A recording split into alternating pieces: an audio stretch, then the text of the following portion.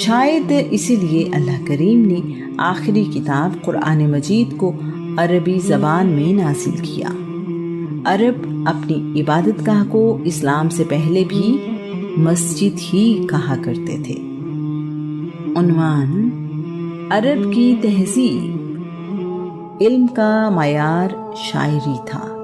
شاعر کو سب سے زیادہ علم والا سمجھا جاتا تھا، اس کی قدر سب سے بڑھ کر تھی۔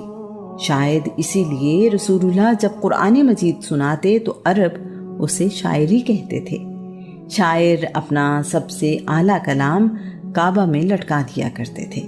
باقی معاشروں میں شاعر ایک ادیب کی حیثیت رکھتا ہے، جبکہ عرب میں شاعر ایک ہی وقت میں ادیب، طبیب، روحانی پیشوا اور دانشور تصور کیا جاتا تھا۔ عرب میں ذوق کی تسکین کا واحد ذریعہ شاعری تھا۔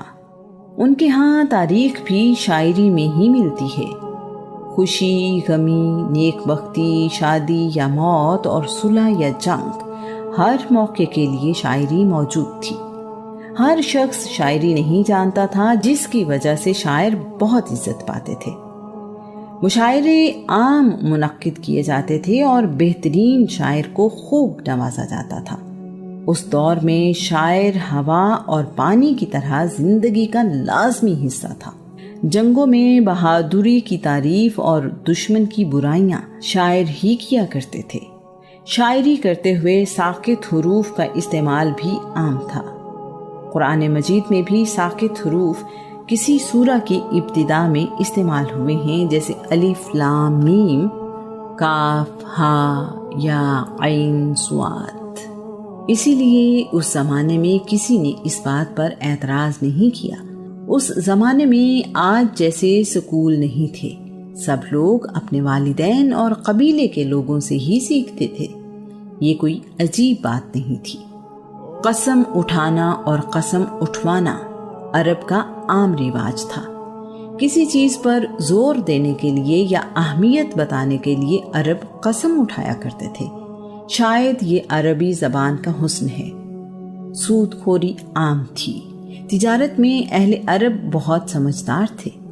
شام، فلسطین، روم، ایران، حبشہ اور یمن میں سامان تجارت لے کر جاتے اور وہاں سے سامان لا کر عرب میں بیچتے تھے۔ قریش چونکہ کعبے کے خدمت گزار سمجھے جاتے تھے، اس لیے تجارت کے لیے جہاں بھی جاتے لوگ انہیں عزت و احترام سے ملتے۔ عرب تجارتی راستوں پر رہنے والے قبیلوں سے اچھے تعلقات رکھتے تھے تاکہ وہ مال تجارت لوٹ نہ لے۔ پہاڑی اور صحرائی علاقہ ہونے کی وجہ سے آبادی آج کے شہروں کی طرح نہ تھی۔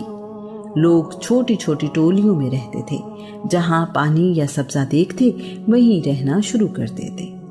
سال میں 4 مہینے محترم تھے۔ یہ مہینے رجب، ذی-قعد، ذی-الحج اور محرم تھے۔ ان مہینوں میں نہ جنگ کی جاتی، نہ ہی قافلوں کو لوٹا جاتا۔ انہی مہینوں میں حج اور عمرہ ادا کیا جاتا تھا۔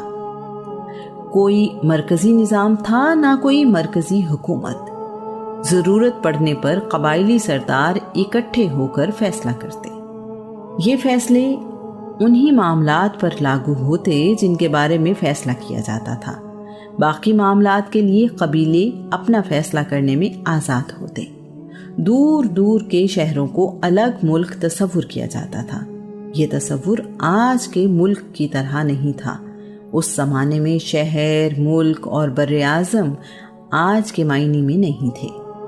ایک ہنر اور ایک قبیلے کے لوگ ایک ہی جگہ رہتے تھے اور یہی ان کے مفاد میں تھا۔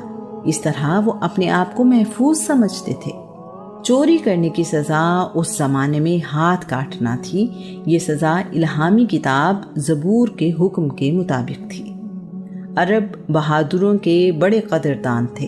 بہادری عرب میں عزت کا نشان تھی۔ عرب اپنی آب و ہوا اور خوراک کی وجہ سے سخت جان تھے۔ عربوں میں تکلیفیں اور مشکلات برداشت کرنے کا حوصلہ قابل تعریف تھا۔ عرب میں مسلمان ہونے والے غلام اور کنیزیں ظلم و ستم سہتے رہے، مگر اپنے دین پر قائم رہے۔ اس کی وجہ ان کا اپنے دین پر یقین اور عرب میں رہنے کی وجہ سے برداشت کا حوصلہ تھا۔ بدلہ لینا عرب کے رہنے والوں کی جبلت میں شامل تھا۔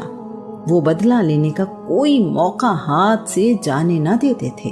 دشمن کی لاشوں کی بے حرمتی کی جاتی تھی، ان کے ناک، کان وغیرہ کاٹ لیے جاتے تھے، اسی طرح سر بھی کاٹ کر لے جاتے تھے۔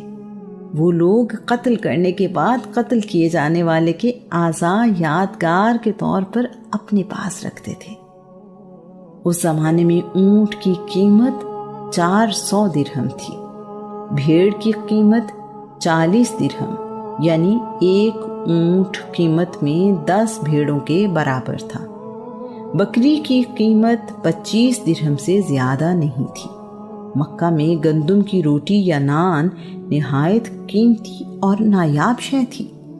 روٹی یا نان کی قیمت درہم کا 6واں حصہ تھا۔ ایک خاندان کی ایک وقت کی روٹیوں کا خرچ بکری کی قیمت کے برابر ہوتا۔ روٹی صرف امیر لوگ ہی کھا سکتے تھے۔ ابھی کہانی جاری ہے، آگے کیا ہوا یہ جاننے کے لیے دیکھیے نیکسٹ ایپیسوڈ۔ بھیڑ کی قیمت 40 درہم، یعنی ایک اونٹ قیمت میں 10 بھیڑوں کے برابر تھا۔ مہمان نوازی میں عرب کے لوگوں جیسا ڈھونڈنے سے نہیں ملتا تھا۔ مہمان کی خاطر اپنی قیمتی سے قیمتی چیز لٹا دینا عرب میں کوئی بڑی بات نہیں سمجھی جاتی تھی۔